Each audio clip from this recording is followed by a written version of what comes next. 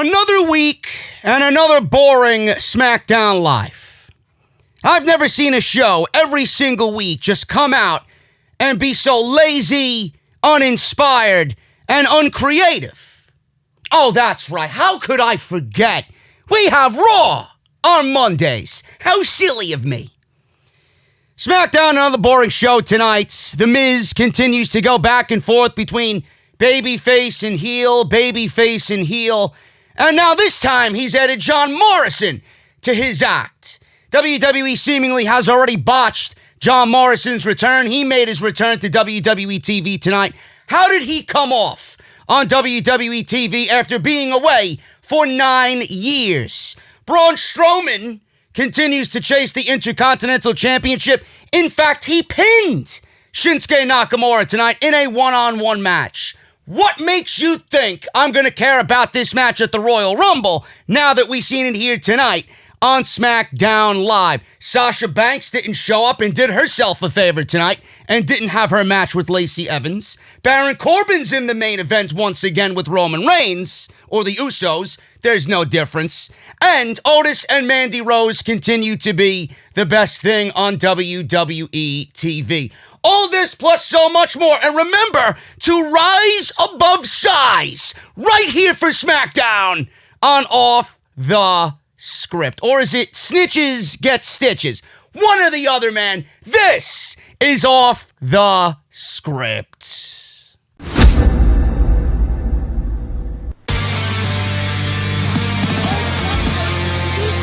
Delete! This is mine.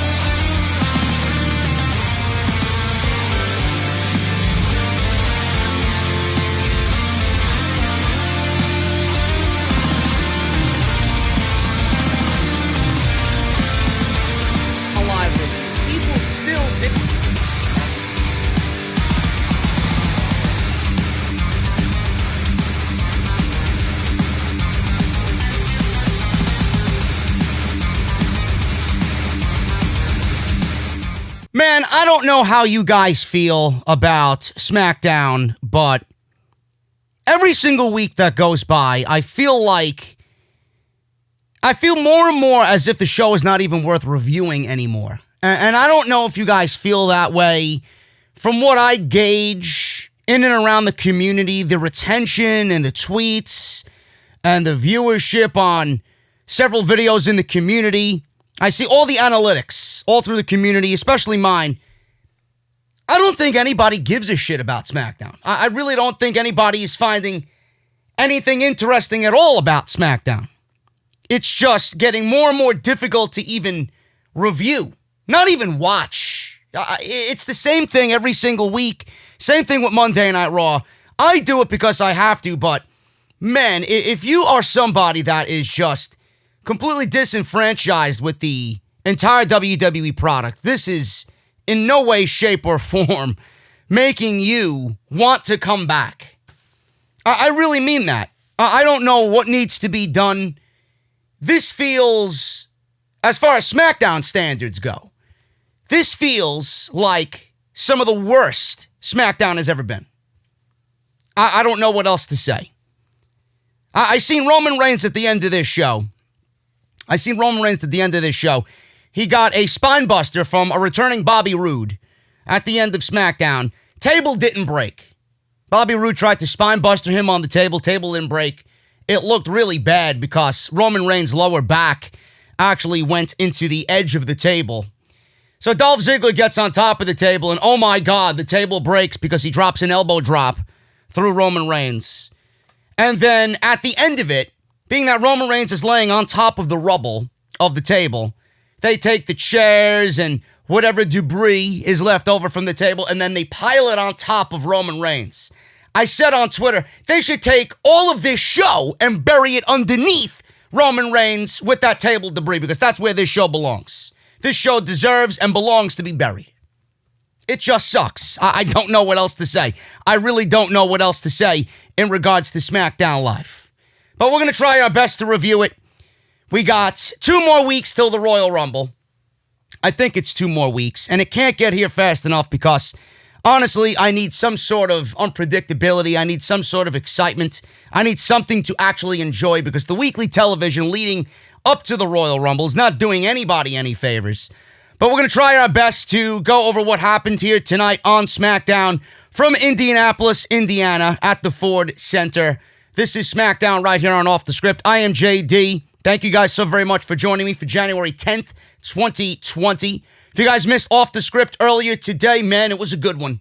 Man, it was a good one. Lots of information, lots of news, lots of opinions, lots of laughs. Almost 2 hours of audio content on YouTube and on iTunes and all other major platforms. Make sure you guys go and check that out. If you missed it, which I know most of you did because you wait till later in the weekend to binge watch Off the Script is what I've heard. You guys can go check that out. Link is down in the description of this very video. On top of that, we got Monday Night Raw. We got Off the Script Elite on Tuesday, your number one place for all AEW news and rumors. AEW Dynamite and NXT. Make sure you guys go check that out. And then Off the Script on top of everything else that's coming this weekend. Thank you guys so very much for all your support. Anything you missed, like I said, will be linked down in the description below. Follow me on social media at JD from NY206. That's on Twitter and Instagram. Make sure you guys hit that thumbs up. Very important. Also important, hit that subscribe button and turn on that bell for all notifications. If you guys want to support the podcast via Patreon, you guys can certainly do that as well. Patreon.com/JD from NY206. Shout out to all my patrons over there getting the audio version of this podcast. And everybody that is pledged to Patreon this month will get a shout out down below in the comment section. And it's going to be pinned at the very top of the comment section. And the podcast today is brought to you by my good friends over at Audible. audibletrial.com/offthescript. 30 days free of their service. One free audiobook of your choice. You guys have over 200,000 choices to choose from, a lot of which are wrestling related. 2 new additions to Audible, guys. I've been pushing the Mayor Kane book, which is available now. You guys can certainly get that for free. Mayor Kane, My Life in Wrestling and Politics. 8 hours of narrated audiobook by Glenn Jacobs.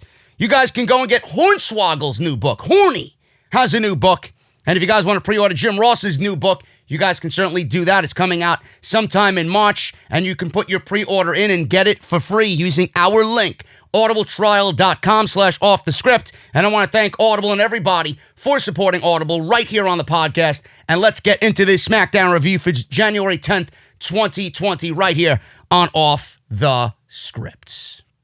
SmackDown opened up with The Miz. Miz making his way to the ring for another edition of Miz TV. So they briefly went over what happened last week with The Miz and him turning on Kofi Kingston, quote-unquote turning. I'm not sure if it was a real turn or not, even last week. I even threw it out there. Somewhat of a turn. We don't really know yet. WWE kind of prolongs the situation when they want to turn somebody full-fledged heel. So I was going to give it a couple of weeks to see what would happen with The Miz. And my intuitions were right. Because this week, it was more of The Miz starting the show off and then trying to apologize for what he did last week. That was pretty much the basis of this Miz TV right from the get-go. So Miz introduced the segments, and the crowd was chanting along, so I knew it wasn't a full-fledged heel turn just yet. He said people are saying that he has changed. I wish this show would change, to be quite honest with you. Miz says he was just having a bad day last week. Every Friday, I'm having a bad day. Same thing goes for Monday. No difference. But he hasn't changed. The one thing that The Miz needs to change is his goddamn offense. It is awful. And I'll mention that a little bit later when we talk about his match with Kofi Kingston. It is just downright disgusting to even watch. He said Kofi was trying to cheer him up with positivity and trying to get him to smile. But when someone tries to do that, sometimes you just don't want to smile, and I absolutely agree with that sentiment. I really do. When someone tries to get you to smile when you're in a bad mood, sometimes you just don't want to smile. That other person sometimes gets mad because you're upset and, you know, whatever they're trying to do is not working, or that person gets sad because you're sad. But if someone is sad and someone is upset and someone just wants to be left alone, leave them alone. I know that's how I operate. When I am mad or when I'm sad and someone tries to make me feel better by making me laugh or telling me everything's going to be all right, you're actually agitating me a little bit more. So I get what the Miz is trying to say here, and it's absolutely 100% a shoot. That's the way I see it.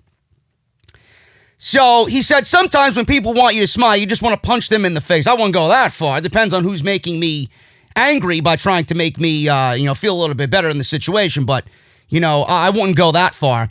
And that's exactly what I did, he said. When people cheered, he told them not to cheer that because I don't want you to. He said he let his emotions, get the best of him, and his temper broke through. He then apologized to Kofi Kingston. He said he's been going through a lot this past month. Then he talked about what The Fiend did to his 18-month-old baby daughter. My 18-month-old baby daughter. Bray Wyatt. CM Punk. Most of you OGs get the inside joke, but if you don't worry about it. I'm a clown. And everybody else in the community that knows what I'm talking about, that guy that I'm mentioning is a clown.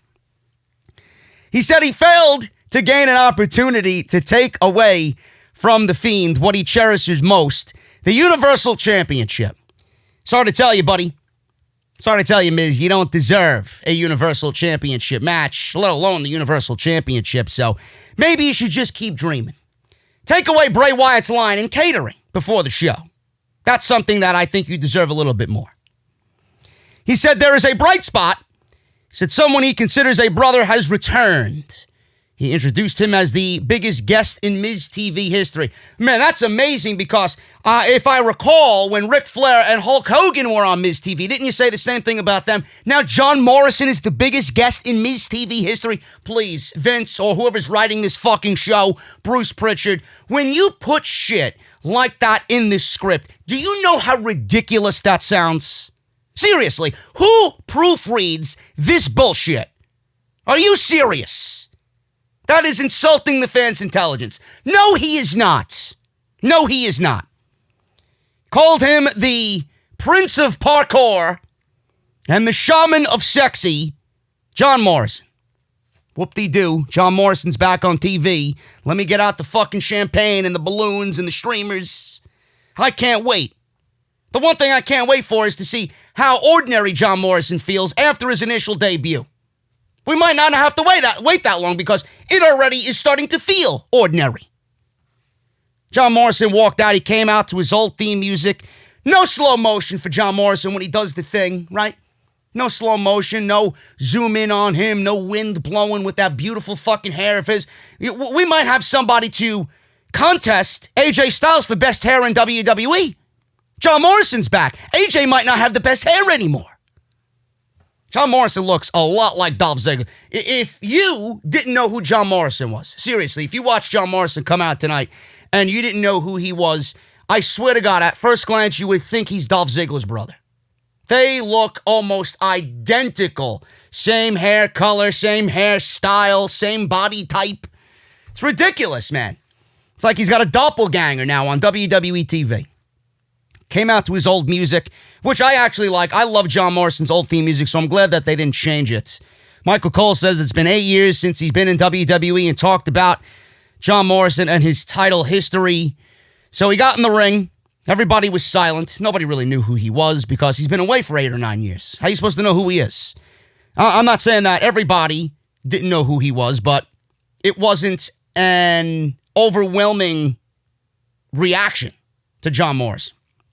Which is why I would have debuted him and waited until the Royal Rumble. But what the fuck do I know? I'm just some schmuck from New York who talks WWE in front of a $400 fucking microphone, right? I'm just some schmuck from New York who talks WWE on YouTube. What the fuck do I know? What do I know? I know a lot, believe me.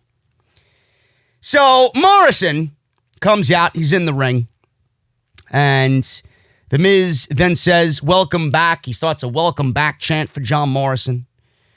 Miz says he overuses the word sometimes, but this is truly awesome. No, it's not. No, it's not. He said he and Morrison are the greatest tag team of the century. Let me repeat that. He said that he and John Morrison are the greatest tag team of the century. Really, let me see. I think the Young Bucks might have something to say about that. I think Who else? The OC, before they hit the WWE, might have something to say about that. I think the Lucha Brothers might have something to say about that. I think the Undisputed Era might have something to say about that. I think the Usos might have something to say about that. I think the New Day might have something to say about that. Seriously. Again, what is with these ridiculous one-liners in these promos? Seriously? It's not doing them any favors. When I hear shit like that, it makes me roll my eyes in the back of my head. Worse than The Undertaker back in the fucking early 90s. Miz then gave us a video highlight package. He threw it to the Tron of Morrison in the WWE. All old school clips of Johnny Morrison doing the end of the world and whatever the fuck he calls it nowadays. And all his flips and dives and his hair blowing in the wind. Miz then welcomed him back from the bottom of his heart. Morrison then gets on the microphone and says, "It feels great to be back under the bright lights of WWE. I don't know what to say," he said. He said WWE was filming a documentary on his comeback at the Royal Rumble, and that's where exactly you should have fucking debuted. I don't know why you're on TV right now, but what the fuck do I know? And a special ring entrance with a bunch of Pomeranians. Small dogs, because they can't have a big dog because there's only one big dog in the WWE. I want to vomit. I'm having those urges to just vomit now all over my fucking rug. Seriously?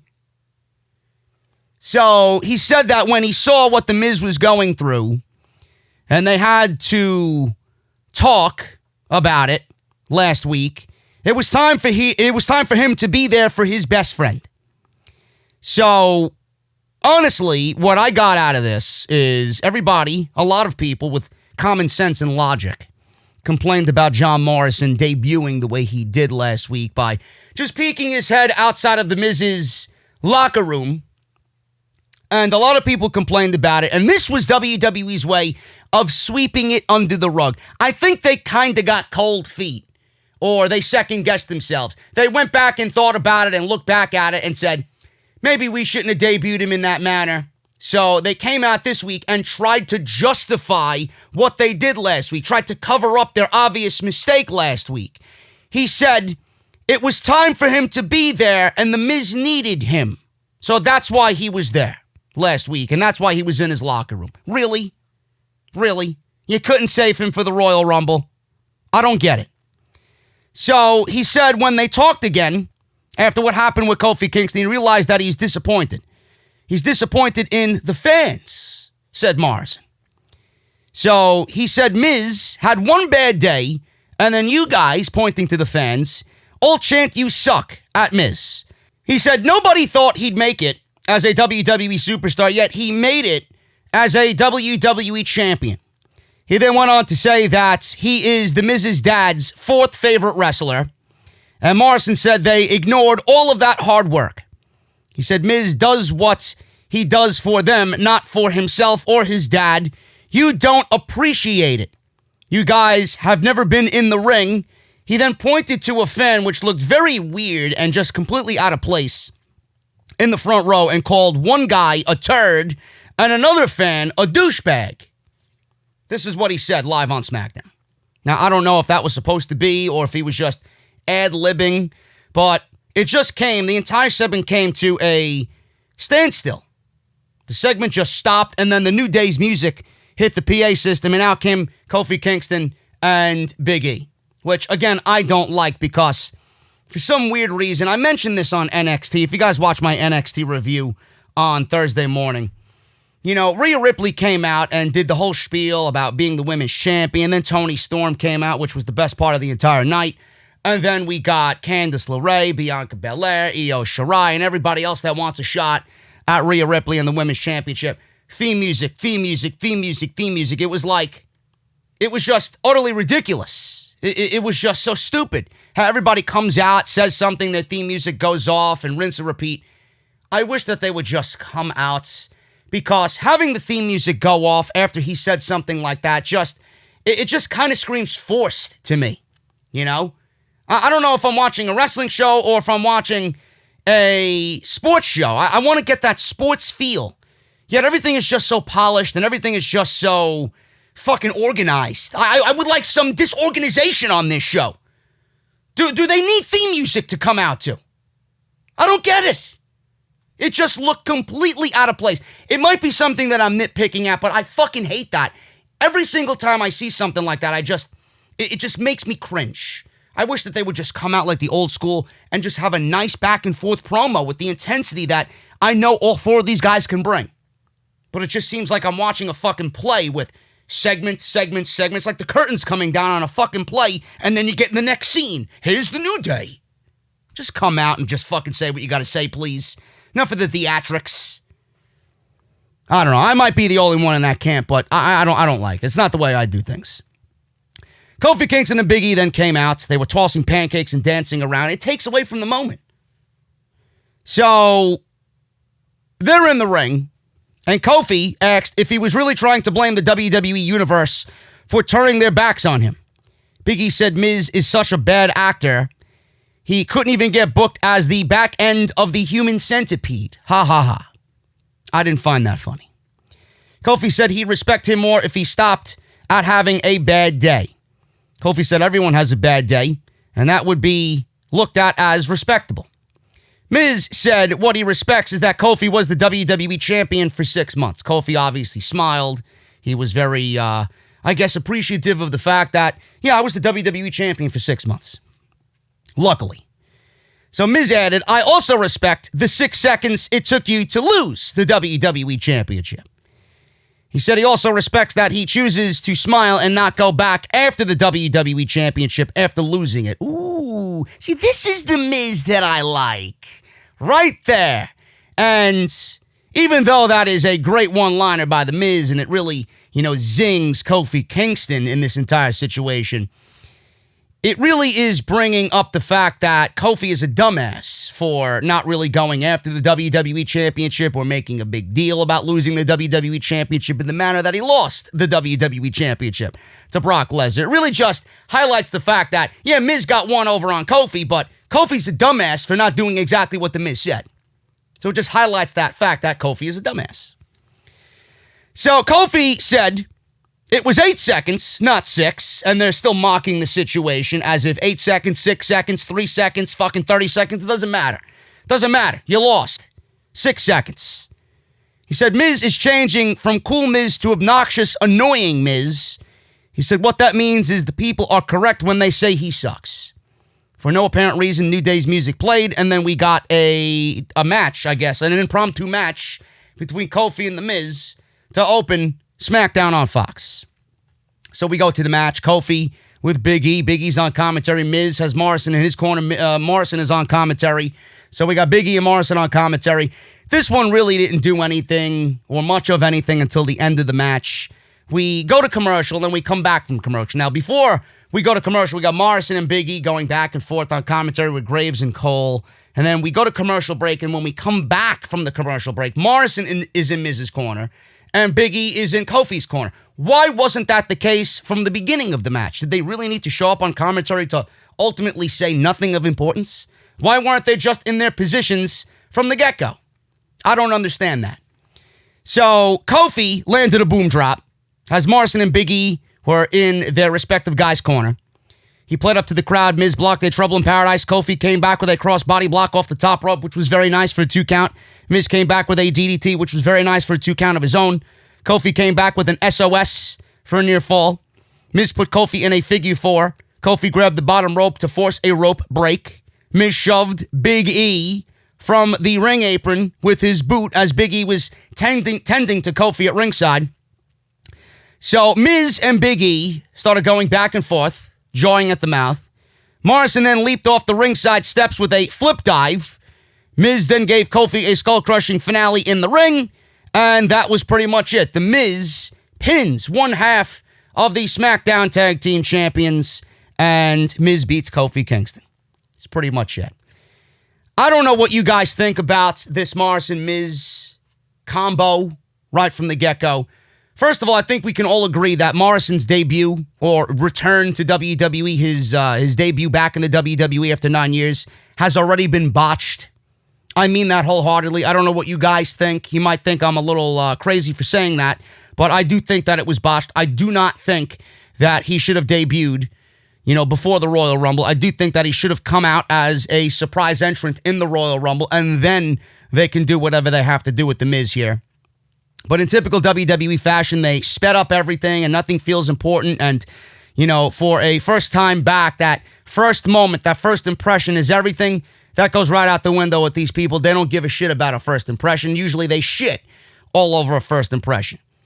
Morrison seems completely out of place already, where he's been away for 9 years, he should feel special. And WWE has done nothing to make him feel special. Came out to his old theme music. They didn't give him a special entrance. He came out just like anybody else would come out.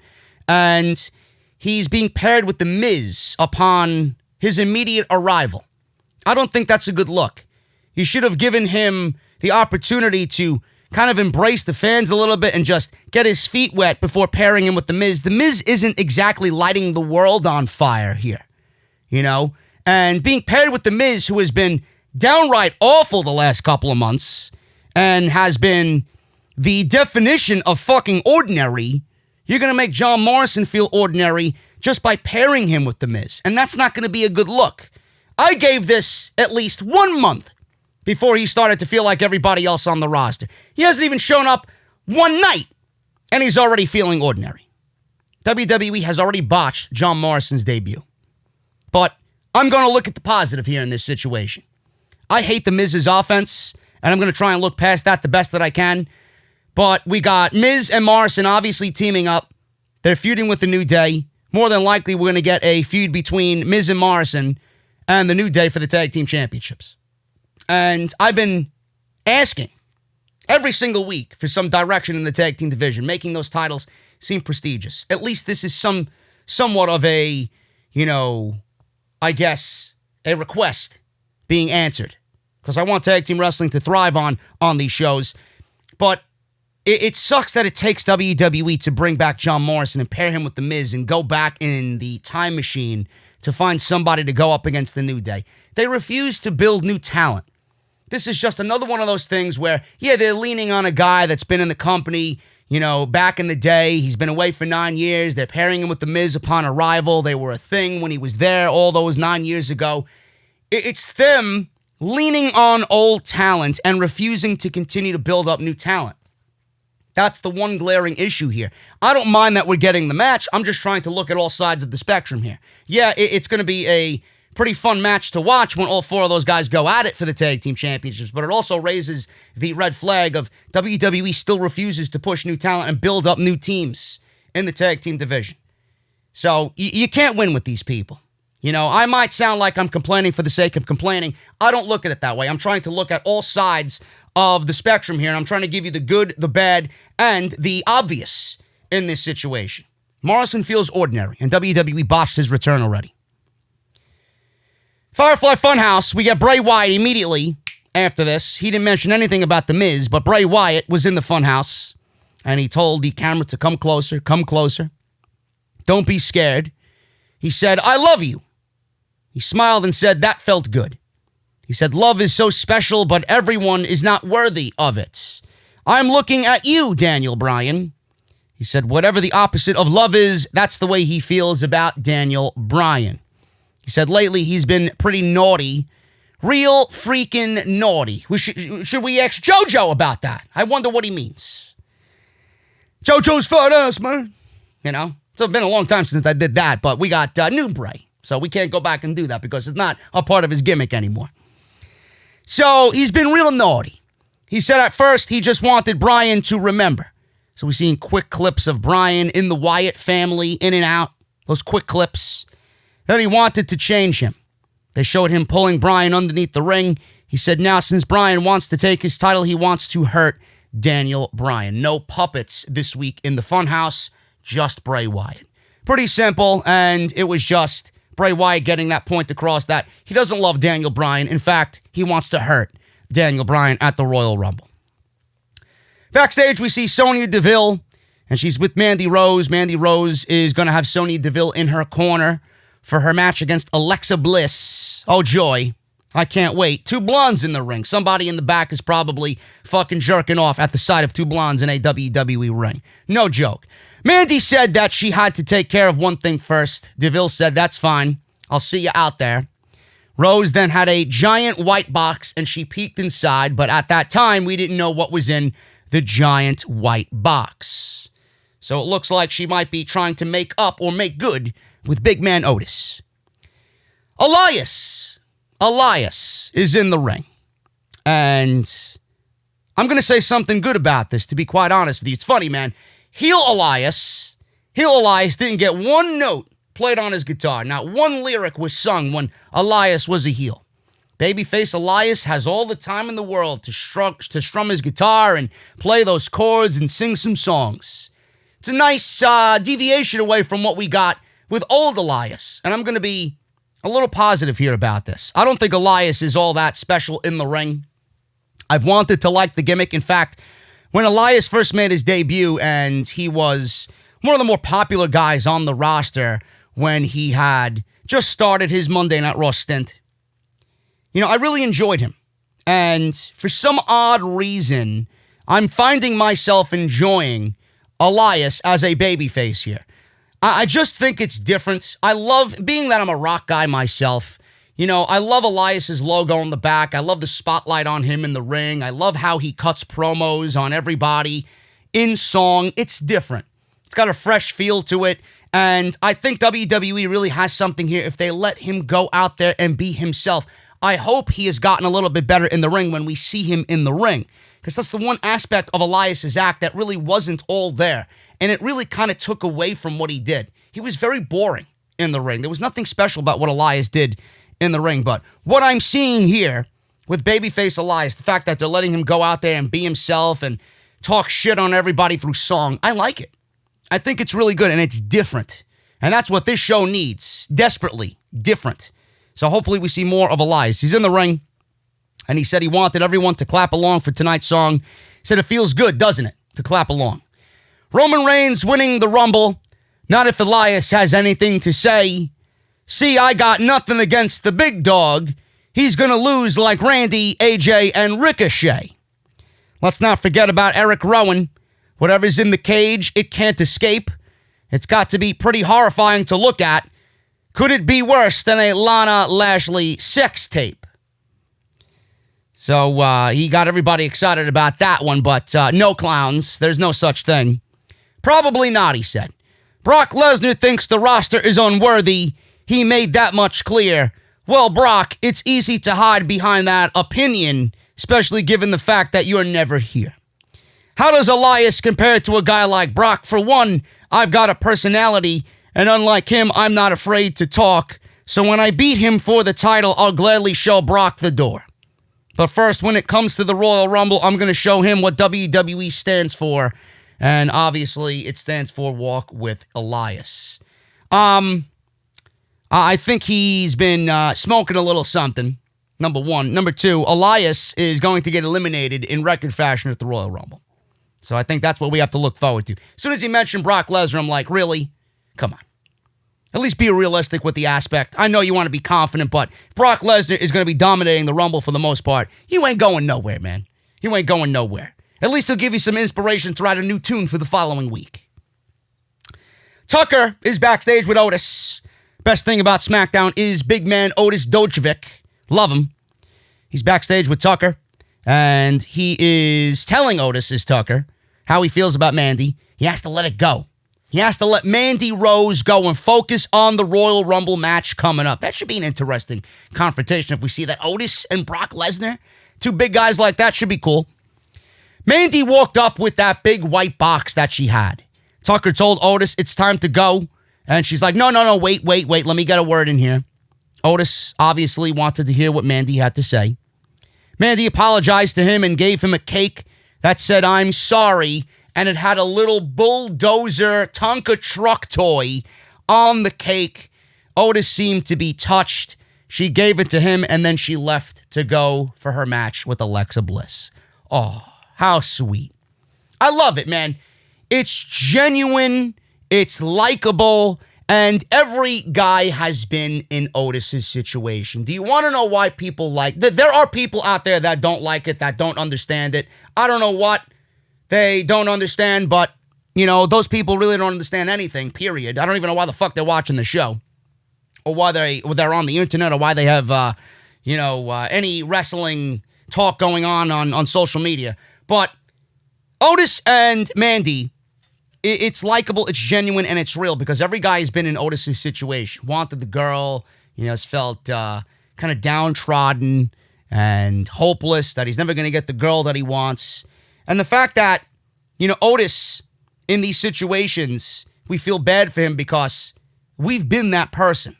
And when the hot girl comes up and is genuinely sorry and gives him a glimmer of hope, we've all been there. That's exactly why we all love this angle and all love this storyline, no matter how minor or small it might be. It's genuine and it's relatable.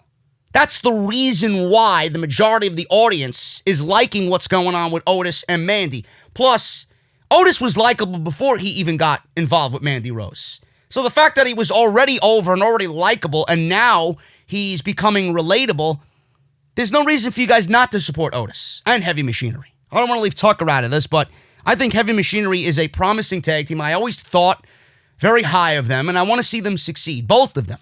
That's what I mean. I want new tag teams, new talent to be pushed. I'm glad that they have some sort of a minor role here. I'm very interested to see where this goes, and they have a winning formula on their hands. Everybody loves Otis. Otis is over. If Otis gets the girl, if Otis gets Mandy, it opens up a whole new door of possibility for Mandy Rose in the future because everybody is going to just side with Otis so much that when WWE has the opportunity to turn Mandy Rose heel and have her betray Otis, it's going to make Otis more over, and it's going to make Mandy a fucking bitch. And that's exactly what she needs. Right now, she's kind of like, just out there, and she's just ordinary. There's really nothing special about her. By the way, WWE's treating her. She's not been in anything important. If you get that nuclear heat on Mandy Rose, it's going to work in both directions, and it's just going to be great for both of them. I don't know why everybody on social media doesn't like this. I don't know why or how you don't see this. It's going to be so great. So I'm enjoying what they're doing right now, and it's genuine, it's real, and it's relatable. Alexa Bliss with Nikki Cross versus Mandy Rose and Sonya Deville. I have one thing to say about this match, and I'm not going to go over the match because the match was really nothing of interest to me. Who is the person out there in Alexa Bliss's corner? Is that Nikki Cross? Because I can't tell anymore. What on God's green is she wearing? Seriously. My buddy Jesse texted me, and he's like, who is this person outside the ring standing in Alexa Bliss's corner? I'm like, I don't know. It looks like the complete opposite of the Nikki Cross that we seen in NXT. I don't know what WWE did to Nikki Cross. I really don't. You talk about humanizing somebody. Holy shit. She has become just like everybody else. You add blonde hair to Nikki Cross, forget about it. She'll be a model WWE diva. I don't know what they're doing. They took somebody who had identity, somebody that had just a completely different act compared to everybody else. Who in their right mind thought that changing Nikki Cross to have her model Alexa Bliss was the right idea? She looks absolutely ridiculous. You made her feel like everybody else on this roster. Carmella, Dana Brooke, and now you got fucking Nikki Cross. I don't believe how these people in creative take joy in just humanizing their talent. They want nobody to stand out on their own. And that's exactly what they did to Nikki Cross. It sucks. It really does suck. You look at Nikki Cross in NXT and tell me if they had that Nikki Cross on the roster that she wouldn't get over. I don't get it. It's just, you know what it is? It just doesn't fit. That type of character doesn't fit in the minds of whoever's running these shows. Because it's different. It works. It's cool. It's fresh. They want everybody to feel like they're favorites. And that's what I see here. Now, Mandy Rose won here. I'm not going to go over the match. I mean, what the fuck do you want me to say about this match? It's Alexa Bliss, for Christ's sakes. So, Mandy Rose wins here. And a fun fact, I actually went to go make coffee during this match. And I went to go dip my hand in my box of K-Cups. I pulled out a random coffee because everything I have in there I like anyway. So I picked out a K-Cup. I put it in my Keurig. hit the power button. Coffee's flowing down. I'm listening to the sweet sounds of the coffee drip from the Keurig, and I'm enjoying that more than any Alexa Bliss match I could possibly ever watch. I taste the coffee, and I'm like, this tastes good. What is it? I look at the K-Cup, and the coffee is Blackberry Bliss. There you go. Odd how that worked out. So Mandy, I'm sure you guys didn't give a shit about that, but I found that to be more enjoyable than watching this match. But Mandy had Otis assist her for a victory. Otis came out, his music went off, he walked out with the cake, and Tucker tried to talk him out of it. He stood on the middle of the ramp, and Alexa Bliss was looking at him. Mandy then rolled Alexa Bliss up from behind. Otis then was doing something with his tongue that I will not reiterate here or reenact here. You guys get the point. You guys go. You want to go back and watch the clip on their YouTube channel? You go and do that by all means. But he was motioning to Mandy with his tongue in a very sexual way, and then he started to eat the cake and shove the cake in his mouth. And Graves then said he hopes Otis doesn't have the wrong idea about Mandy. So that was that. I'm enjoying whatever they got going on here, and it is just something, like I said, I think is completely relatable, and that's why we all enjoy it. But Mandy Rose gets a victory over Alexa Bliss, and that in itself is shocking to say the least. So Lacey Evans, oh joy, we go from bad to worse here. Lacey Evans, I don't even know who's worse, Lacey or Alexa. I honestly think I'd take Alexa over Lacey Evans at this juncture. Lacey Evans came out. She was about to fight Sasha Banks in a one-on-one match. It's boss time. So Lacey's in the ring. Sasha's music goes off. She didn't come out. I'm thinking to myself, man, this woman is really smart. She don't want to be there. Good. I hope she walked away. Or maybe she called in sick, which is what I do. Graves says it's a great veteran move to leave Lacey waiting. Bayley then appeared on the big screen and said Sasha decided to take advantage of an opening at a music studio in Los Angeles. Oh, is that what they're calling it nowadays? I call it smart. Who wants to be on this show? She don't want to be on this show. I know she's sick of this fucking god-awful creative. That's why she called out sick.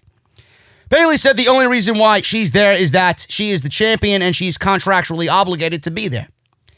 But Brock Lesnar was away for 2 months. So why isn't he contractually obligated as the WWE champion to be there? See how things work in this company? But Bayley is no Brock Lesnar, clearly. She is no Brock Lesnar. Lacey said that she's ready to fight anywhere, especially in the heartland of America. Oh, joy. Oh, joy. Lacey said since Sasha is not there, how about Bayley come down to the ring and face her and put the title on the line right here, right now? Bayley said Lacey can bark orders at her like the overbearing mother that you are, but I don't have to listen to you. I wish I didn't have to listen to this fucking god-awful cringe promo work by Lacey Evans. It is some of the worst parts of SmackDown every single week. Lacey Evans and her begging for a babyface reaction is some of the worst parts of SmackDown Live, man. She's not over. She's not getting over. Nobody gives a shit. And the fact that she's out there trying to play up to the crowd with zero reaction, begging for any type of reaction whatsoever, it is just god-awful television. Oh, but JD, Lacey Evans has all the talent in the world to be a top babyface in the company. Well, WWE should look themselves in the mirror and realize that they automatically fucked up with Lacey Evans when they did what they did last year with Lacey Evans. You think that bad taste is just automatically going to be flushed away? No, I think back to what you did with Lacey Evans, and what you did with her last year, still resonates very much. I don't care about Lacey Evans, and I don't think anybody will care about Lacey Evans. It's just the way that she was pushed. Overbearing, forced, it wasn't real, it wasn't genuine. You know, WWE wanted to do what they did. People seen right through it, and now we got Lacey Evans begging for babyface reactions on SmackDown, and I'm sitting here laughing that she's not getting over. But I know for a fact that they're setting Bayley up for Lacey Evans, and more than likely Lacey Evans is going to be the SmackDown Women's Champion. She might be the SmackDown Women's Champion going into WrestleMania, which is sad, which is very sad. I fear for the state of the SmackDown Women's division. Right now, man, it seems to get worse every single week. And Sasha may be in LA, but what that woman is really thinking about is, man, I don't want to come to work. This shit sucks. This creative is complete fucking garbage. So, Bayley was backstage. So, backstage, Bayley attacked Lacey Evans. Lacey Evans went to go run after Bayley after the daughter comment. My baby daughter. So, Bayley attacked Lacey from behind, ramming her into the locker room door that she was standing in front of, throwing her into a brick wall. Bayley told Lacey to put her mom jeans on and go home. Lacey fought back and stomped away at Bayley. Referee came to break everything up, and that was it. So they advertise Lacey and Sasha Banks, and they deliver what we see here. Imagine that. Imagine you guys in the arena, and you're a big fan of Sasha Banks, and they advertise Sasha Banks and Lacey Evans, and this is what you are given. WWE creative in a nutshell, man.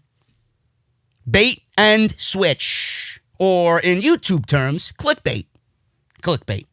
They title their video, and the title of the video has nothing to do with the content of the video.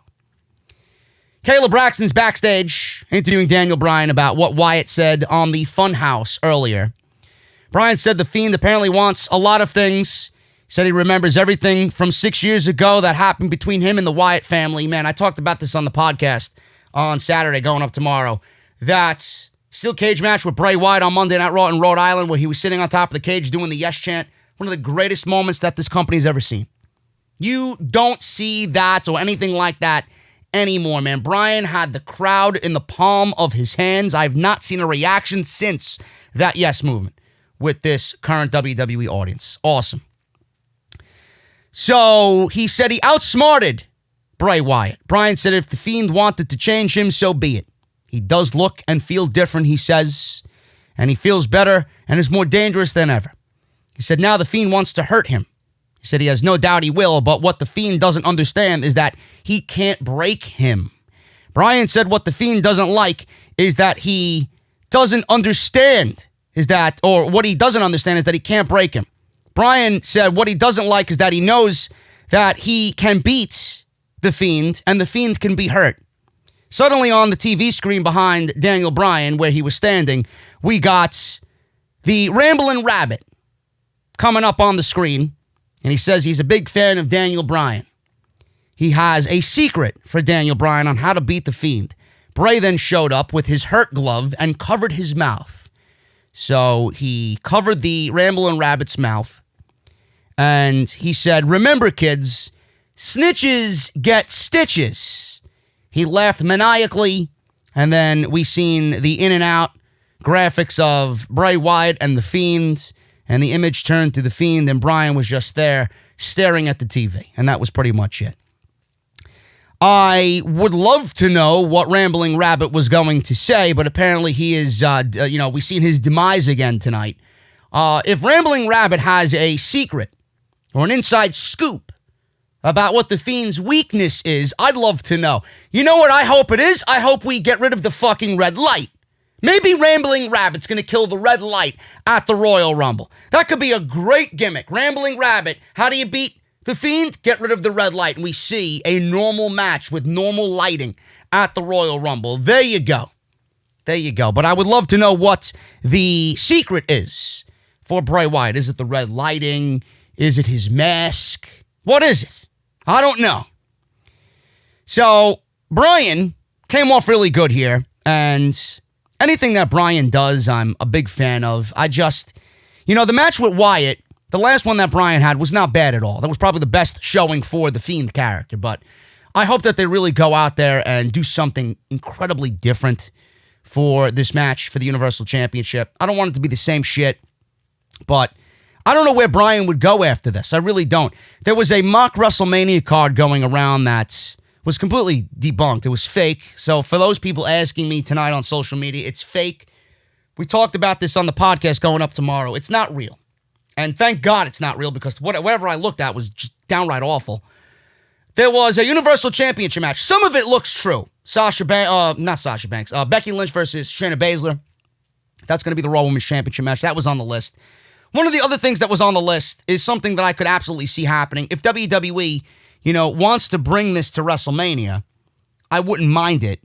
Bryan, The Fiend and Roman Reigns for the Universal Championship. You know, Bryan and Reigns, I'd love to see some interaction between them. If they really play it up right, it could be great TV. I don't know how Bryan's going to be received, or I should say I don't know how Roman Reigns is going to be received, because Bryan's over, and that actually might have an adverse effect on Roman Reigns.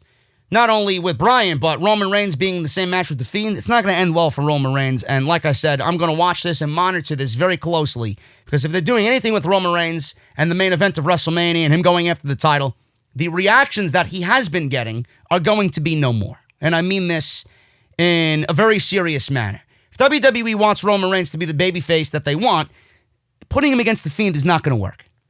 Putting him against a guy like The Fiend, who is the most over character still in the WWE, it's not as special as it once was, but he's still as over as anybody. It's not going to work. And the one thing I could see is that match happening. And the reason why I could see it happening is because Bryan and Wyatt, for the most part, are, you know, tending to this storyline. They're going at their pace. They're telling the story that they want the story to, you know, to be portrayed as. So I like the fact that, you know, the creative direction here is somewhat in Daniel Bryan's hands and somewhat in Bray Wyatt's hands. If that is the case, they could possibly stretch this out to the Royal Rumble. Because where does Bray Wyatt go after he beats Daniel Bryan? Who else is there? There really is nobody else. Braun Strowman's probably going to be the Intercontinental Champion. There's nobody else built up to even challenge The Fiend for the Universal Championship. There's nobody. So we might be looking at Daniel Bryan, even after the Royal Rumble, remaining in that title picture, and then Roman Reigns gets added to it, going on into WrestleMania. And if that's the case, it might be a situation where, you know, they're not ready to take the title off of Bray Wyatt at WrestleMania. If there is a triple threat match between Bryan Reigns and Bray Wyatt, it might be a situation where Bray Wyatt might actually walk out of WrestleMania as the Universal Champion, whereas if it was just Roman Reigns, more than likely he's not.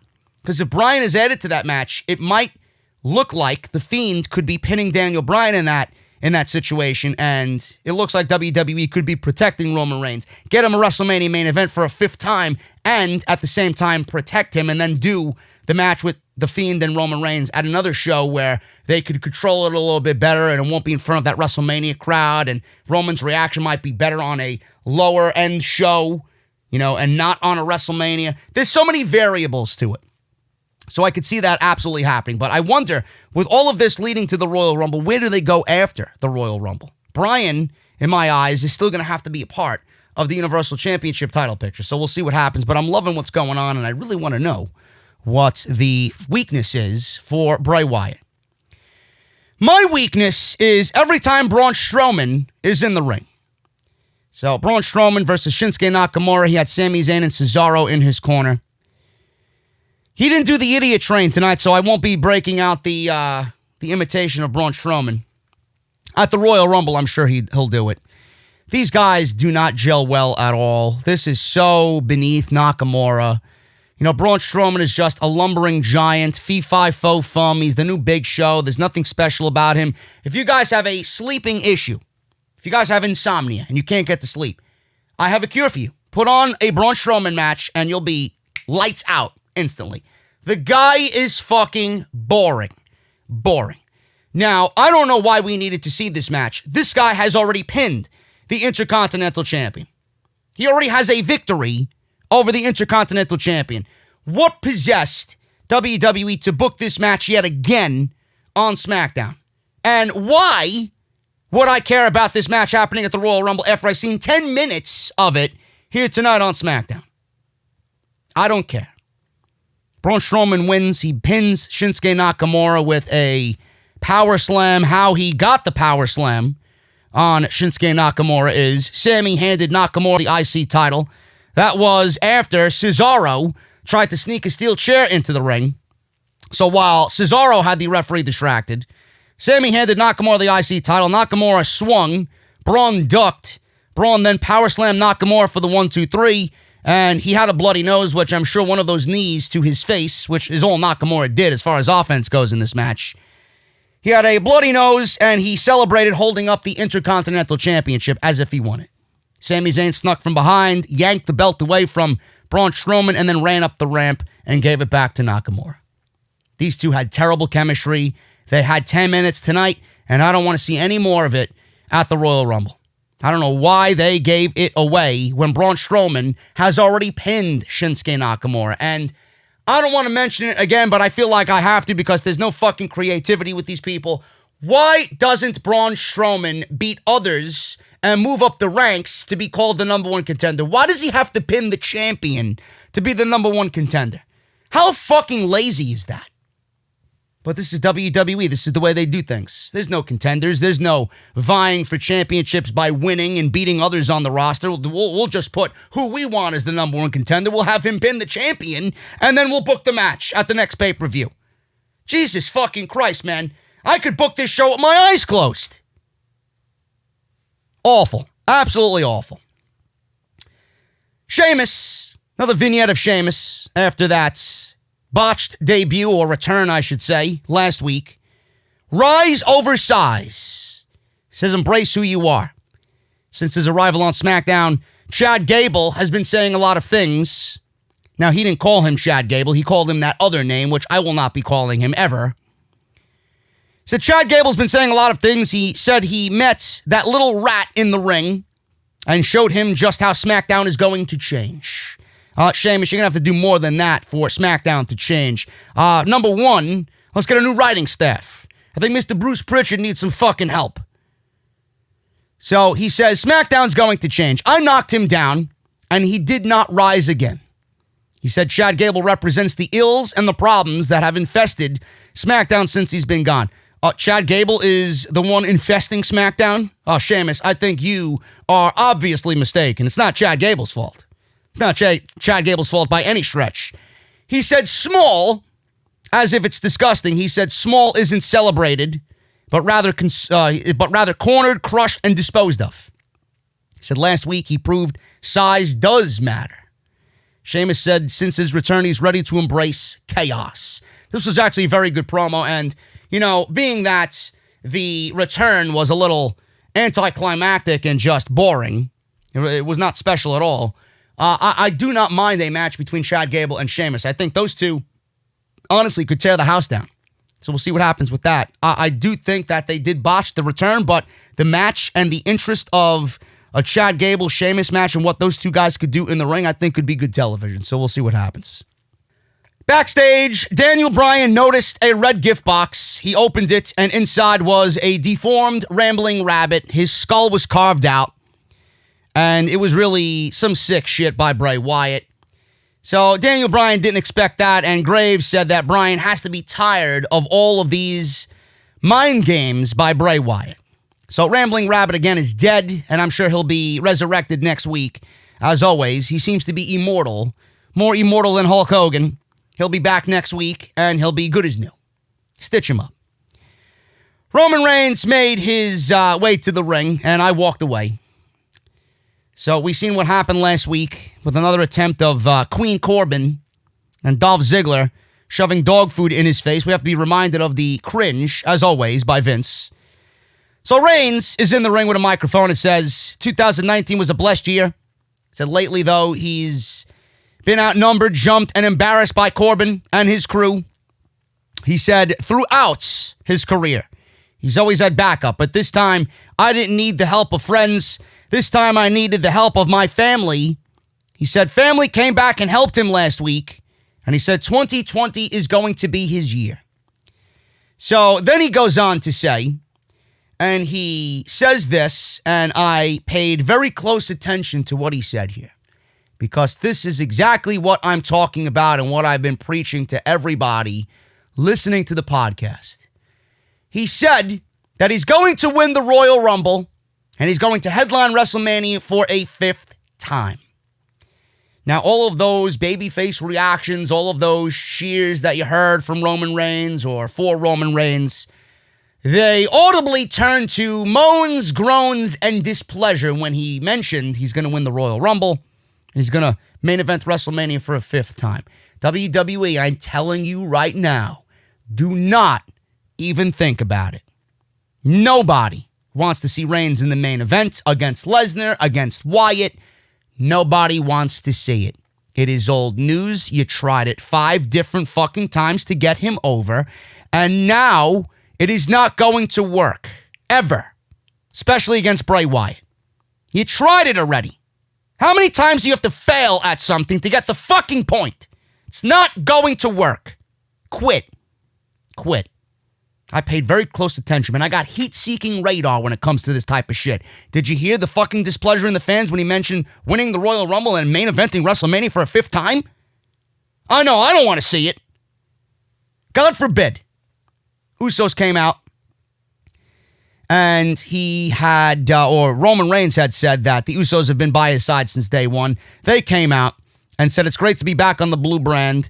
They obviously have a new look, and the reason why they have a new look, this is interesting. They were actually on the Corey Graves After the Bell podcast, and Corey Graves interviewed them, asked them about their new look. They shaved their heads, cut their hair, and I think both of them said that every time that they got in trouble, and they really made light of them getting in trouble, every time that they've been in trouble, it's always been with long hair. So it was more of a superstition type thing. They cut their hair, and cutting their hair symbolized a new start and a fresh beginning. So that's pretty much what they said about their new look on the After the Bell podcast with Corey Graves. It's great to be back on the blue brand. They said it's been tough being on the sidelines for 5 months, especially watching Queen Corbin with his entourage, Ziggler. He said they disrespected Reigns, and when you disrespect Reigns, you disrespect the Usos too, and the whole family. Jimmy said kings come and go, but family stays together. Corbin then obviously was carried to the ring. He made his way down to the ring and interrupted them. And Corbin said Reigns deserved that beating because he cost him his shot at the WWE Championship. He said Roman Reigns is scared to face him one-on-one, so he's going to hide in the Rumble match. Corbin said if anyone is winning that match, it's going to be me, the king. Reigns says he's not scared of Corbin, and he'd like to face him one-on-one for, obvious revenge before the Royal Rumble. So he then said, everyone will know who the man is when I beat you.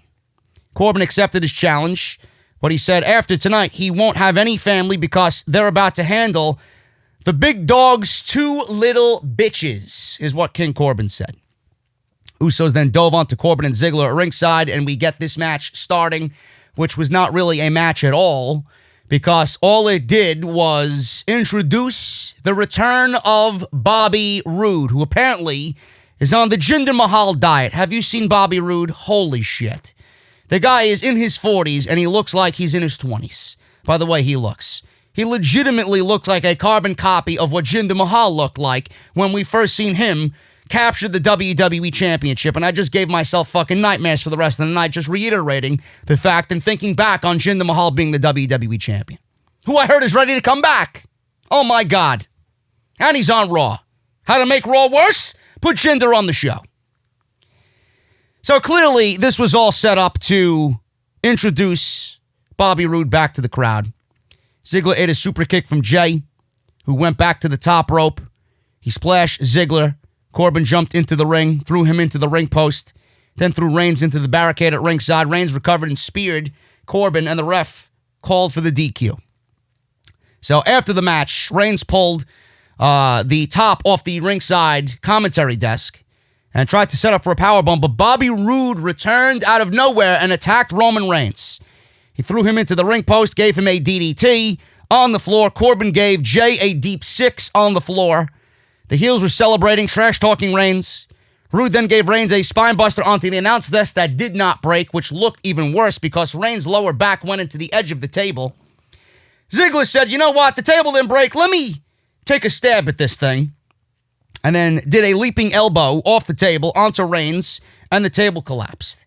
So the heels celebrated as the show ended. So clearly this sets up Usos and Reigns versus Corbin, Roode, and Ziggler for next week, I'm assuming, or if worse comes to worse, the Royal Rumble, right? Which, at that point, I couldn't give a single shit. Just get this match over with and get these guys in the Royal Rumble and move the fuck on from this. I don't know who is watching this and legitimately gives a single ounce of fucking shit about what is going on here. I don't care. I really don't care. It's nice to see the Usos back. They're always great. Their promo was great. The intensity that they have is unlike anybody else on the roster. It's just great to hear them and see them back, happy and healthy. But man, if this is the main program that's leading the show, God, you wonder why the show is boring. Just look at this. Look at the top program on this show, and that is all the reason you need as to why nobody is interested in what's going on SmackDown. I couldn't bring myself to fucking care, not once. Not 1 ounce of care for whatever's going on here. I just don't care, man. It just sucks. The show is so boring. The show is so boring. The show is just so blah. It's nothing fresh. It's nothing exciting. Same old shit every single week. And I honestly feel like SmackDown being on Friday is hindering the interest in the entire show, the overall vibe of the show. I honestly wish it was back on Tuesdays. I really do. Because I don't think Friday's doing the show any good at all. I expected change. I expected more excitement on Friday. And on some nights, this show is actually worse than Monday Night Raw. I honestly think both shows are bad, but in closing, I honestly do think Monday Night Raw is just a little bit better than SmackDown. For some odd reason, I feel like Monday Night Raw is just a little bit better than SmackDown. I don't know what it is. This show is just not fun to watch at all. And it just has the same feeling every single week, and it starts at the top. You know, it's like I said when Jinder was doing his thing with Randy Orton, man, four pay-per-views in a row for the WWE Championship back in 2017. I mean, the show sucked, and it started at the top. Why did those shows suck so bad? Look at what you got main eventing every fucking week. Look at what we have to look forward to every single week. Nobody wanted to watch that.